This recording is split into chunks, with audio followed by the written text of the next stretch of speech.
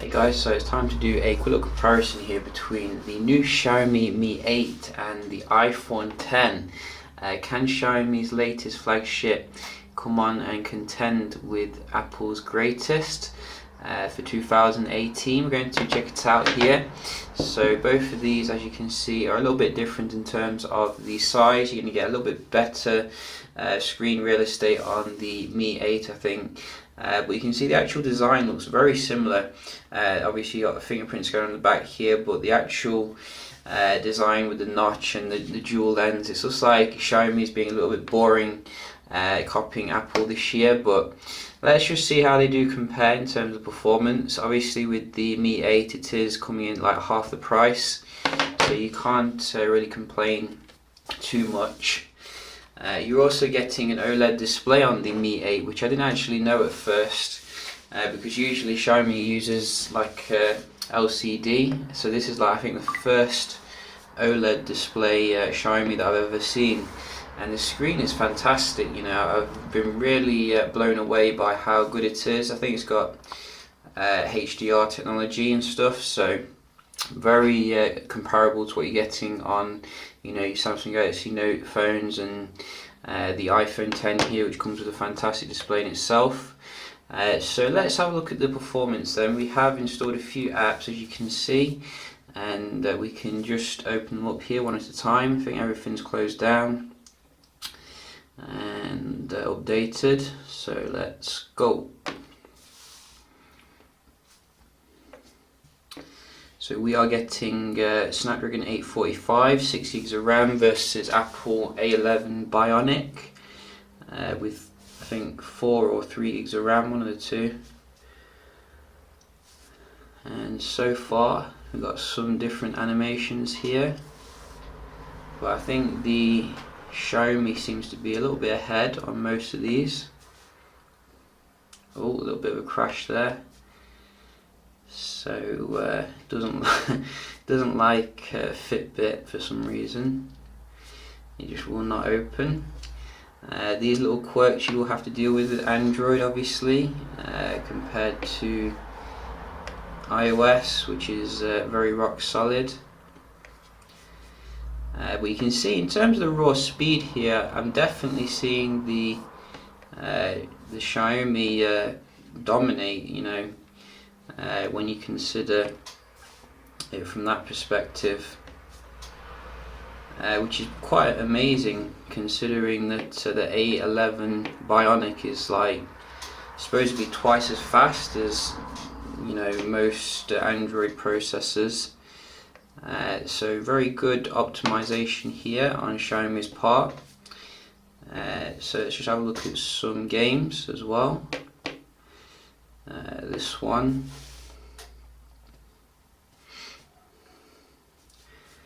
Xiaomi again, very nice deep rich red colours here on the HDR display, and Nitro Nation.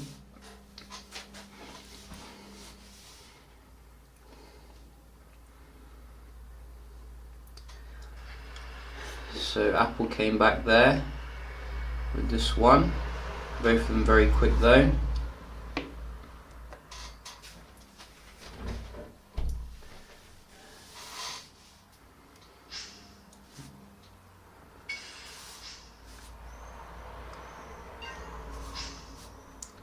Okay, let's go forward.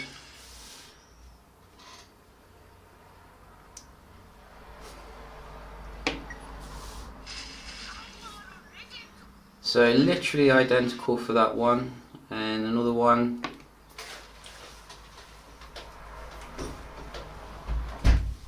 Noisy today. So I think that was the Xiaomi.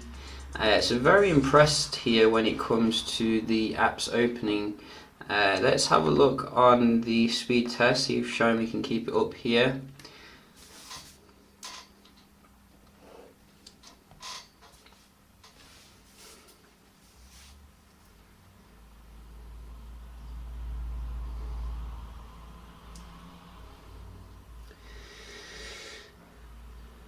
So very average score today.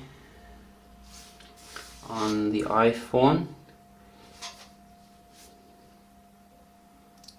which is unusual.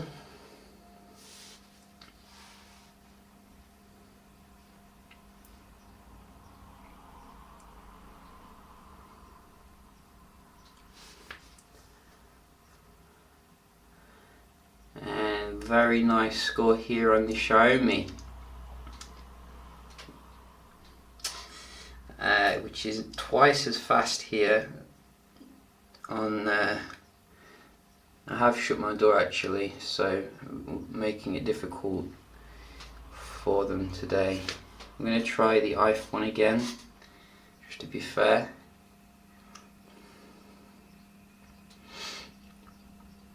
So it's woken up now, you can see it's had its coffee, and it's still struggling though to get to the Xiaomi level of quality.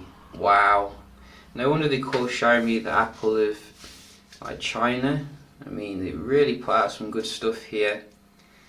I think the notch is about the same kind of size as well, looking at this, so you know where you can see there is a little bit of a camera there though compared to this one. Let's have a look at the multitasking, then round the video off. So let's go back, and another one. Oh, so I think here is where you're going to find some more stability when it comes to iOS. A little bit finicky there when it comes to some of the apps there. Let's go back to Telegram. But generally you can see here it's holding most of them in memory, you know, not too different. So, oops, that's the wrong one. It's hot, trust me, and it's hard to concentrate. Let's go to Uber, this one, there we go. So absolutely no difference when it comes to your basic apps, and let's just try the games. So, oops, going crazy now on Xiaomi. Let's go back to Super Mario.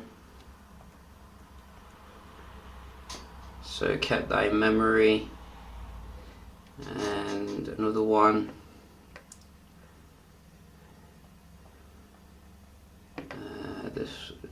This one, there we go.